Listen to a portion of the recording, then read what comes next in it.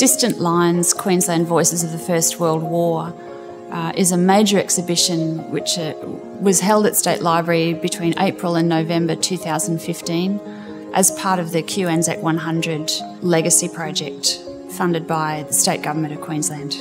There are many different elements to the program, but the exhibition was the showpiece, the starting project that enlivened the whole program and got people really excited. When we started researching and looking at the collection of the John Oxley Library, we discovered it's actually very richly endowed with World War I material. So we discovered quickly that we had enough collection material to justify an exploration of the home front experience and an exploration of the war front experience. And I think that's actually our point of difference at State Library. It sets us apart from other cultural collecting institutions in Queensland. We have the first-hand accounts, the letters, the diaries, the words of the people themselves. And in designing the exhibition and providing content for it, I guess we've tried to let those words speak as much as possible. So we've actually created a kind of an immersive environment rather than actually coming in and going to the items and finding things. We've actually created an environment where people actually feel like they're in this landscape, this war landscape, and it's not just the imagery on the walls, but also the soundtrack that we have playing. It's very emotive. So you feel like you're walking into a bit of almost like a film. But also the fact that we wanted to enlarge that landscape to create that human feel. So that notion of, some of the images of people on the walls are almost, or sometimes bigger, or the same size. So people could actually almost feel like they were walking inside that landscape, then finding that material in it. What we wanted to do in the exhibition was avoid the standard known kind of narrative of World War I. And again, that's where the letters and diaries have really been helpful, because those first-hand accounts often haven't been seen until now, and we've been able to let them speak for the first time. We wanted to make sure we offered statewide coverage. So in choosing people, we made sure we covered a range of different occupations, different towns all over Queensland, people from different walks of life. Some who came home, some who didn't. We've got a number of women, just to make sure we represented Queensland society and Queensland's experience of the war. And sometimes we just wanted to emphasise some aspect of the person or their writing or their experience, which did give us that fuller picture. We have a lot of different audiences that come into our exhibitions, and we wanted to map what the history of the First World War was for those people who want the statistics. We also added in front of that wall the items from the soldiers' gear that they might have carried, just to give people a greater sense of what it would be like to be a soldier, at least give a starting point for a lot of those people who'd come in to learn a little bit more about it without giving a massive amount of information like we have in the other small-end nozzle room, which has that 5-hour film about the First World War, for those people who really want to know about all the battles and the deeper history. We knew it was important to cover the Indigenous experience of World War I in Queensland, because that's very much an untold story, and we're still very much at the coalface of determining who those soldiers were, let alone what happened to them. And we found we didn't have a collection of an Indigenous soldier from World War I, any sort of substantial collection. So we chose a fellow we knew a little bit about, and we supplemented his service record and some stories as much as we could. But to make that picture a bit fuller, we decided to do a digital story which covered the Indigenous experience more broadly, because it's quite a different narrative. And the Indigenous servicemen, certainly when they came back from the war, had a very different homecoming experience. Their reasons for joining were sometimes similar, sometimes quite different. So we feel we've at least tried to cover that part of Queensland's history as well. We actually use the info zone space as a display space to kind of give a bit of a starter on the referenda that took place, the 2 referendums. We haven't given an answer to those. We've showed the yes case and the no case and made a very visual kind of display, just in order so that people go, well, what happened? You know, who won? And hopefully to bring people up to level 4 to look at the exhibition there and find more detail about that particular debate.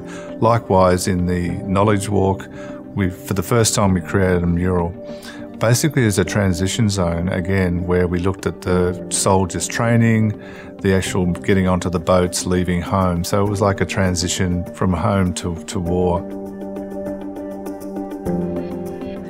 There are a couple of really key items which we've included in the exhibition. I think for me, the unedited copy of Hansard, which contained an anti-conscription speech delivered in State Parliament in 1917 by T.J. Ryan, the Premier, was a particular highlight, and also a letter from Billy Hughes, the Prime Minister, authorising Captain Stable, the State Censor, to go to the government printing office and seize Hansard and destroy it. So that was one key item in the exhibition.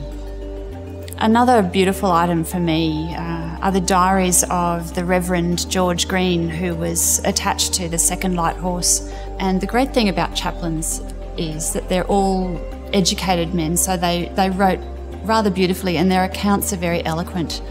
The Reverend George Green has a couple of diaries from Gallipoli which are beautifully written and quite explicit and really give you a really wonderful first-hand account of the war.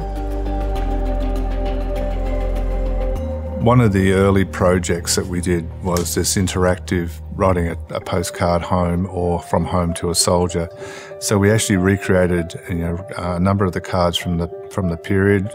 Then we created a kind of an interactive project where we selected around 8 different people from this exhibition, didn't talk about their names specifically, just gave them their titles, whether they were an infantryman or a stretcher bearer or a nurse.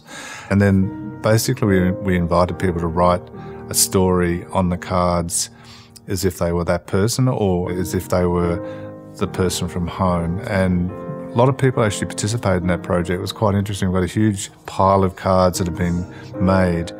And then once that exhibition finished in the main trench, we then, because it was so successful, we took it out of the gallery and put it outside, so we continued the project. So it has been quite successful. We've gone through thousands of cards, and people have taken cards anyway as a memento of the show, which is lovely as well. When we designed the Philip Bacon Gallery, we made the decision to make it about the home front. We decided to make that a domestic space primarily because we were talking about the home front, even though the expanse of material could have taken up the main gallery as well.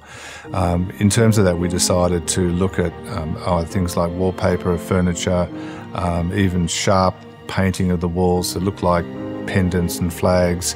We used a lot of softening flags just hanging through the ceiling. We even put our didactics on fabric as well and hung those. So it gave it a very almost handmade, homemade feel. We also displayed our projection work in a little stall, similar to some of the stalls that they would have used in their rallies and their kind of fundraising and so forth. So, and that worked quite well, and it was just simple and elegant, and I think worked. And then with the Treasures Wall, we don't normally use the Treasures Wall for one big project like this. We tend to have the Treasures Wall with its standard kind of skin on the outside of some of our treasures. But this time around we took all that off and actually added a skin that looked at all the images from the First World War, pre-war right to the end of the war that we've used in a lot of the exhibitions as well. And then drew all those lovely lines, again emphasising the Distant Lines title, where we put all our captions on it and gave that flow, and the flow of the things weren't totally narrative form. There was a narrative of time, but things changed and went up and down. So we played with that idea of all these lines moving from one end of the room or the corridor right down to the other end. And I think it works quite well. It's quite strong. And within that, we will change the content every year. The exhibition has certainly inspired a fair bit of donation of new material to the John Oxley Library collection, and that's been really great.